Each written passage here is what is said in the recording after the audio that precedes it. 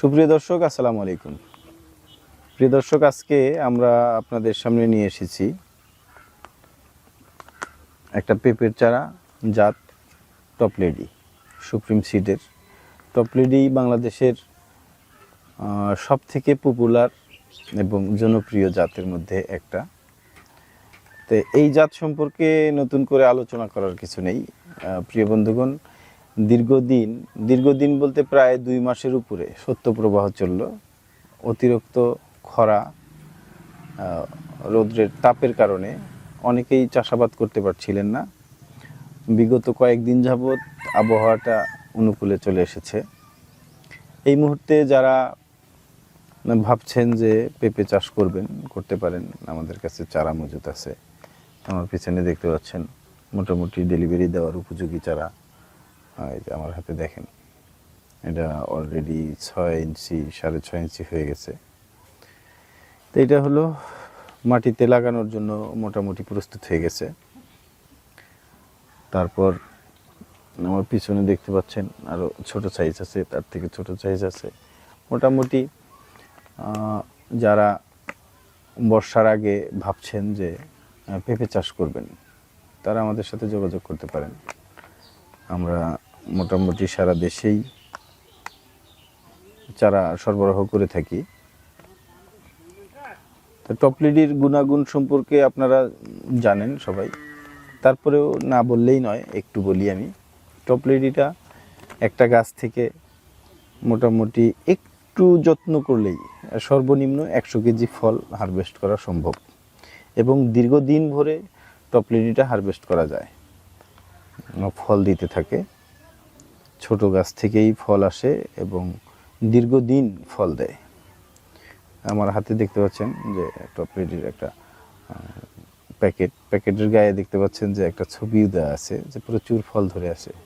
বাস্তবে আপনি যারা টপ লেডির চাষ বিগত দিনে করেছেন তারা জানেন, আর যারা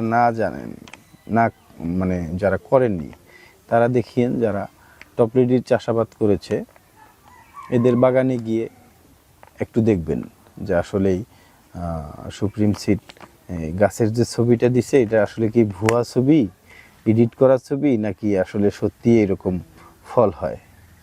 প্রিয় দর্শক, পেঁপে চাষ অনেক লাভজনক একটা চাষ।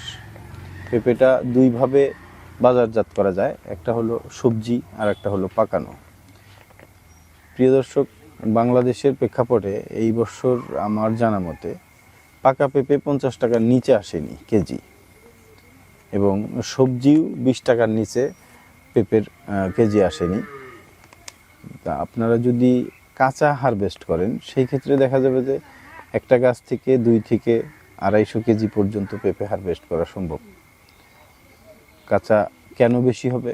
যখন ফলের সাইজটা একটু বড় হলো, একটা ফলের সাইজ যখন দেখবেন 1.5 থেকে 2 কেজি হয়ে গেছে, ওই ফলটা ছিঁড়ে ফেললেন, সবজি হিসেবে বিক্রি করে দিলেন, তাহলে দেখবেন যে নিচের যে ছোট ফলগুলো আছে সেই ফলগুলোও বড় হয়ে যাবে। আর যখন আপনি পাকানোর জন্য সব রেখে দেবেন, বড় ফলগুলোর চাপে ছোট ফলগুলো সহজে বড় হতে পারবে না। যতক্ষণ পর্যন্ত বড় ফলগুলো হারভেস্ট না করতে পারবেন, ততক্ষণ পর্যন্ত দেখবেন যে ছোট ফলগুলো আর বড় হচ্ছে না, ছোটই রয়ে গেছে। এই জন্য যদি আপনি সবজি হারভেস্ট করে নেন, কাঁচা ফল যদি হারভেস্ট করে নেন, উঠিয়ে নেন, তখন দেখবেন যে ছোট ফলগুলো বড় হয়ে গেছে, আর আপনার ফলনও প্রায় দ্বিগুণের কাছে চলে গেছে।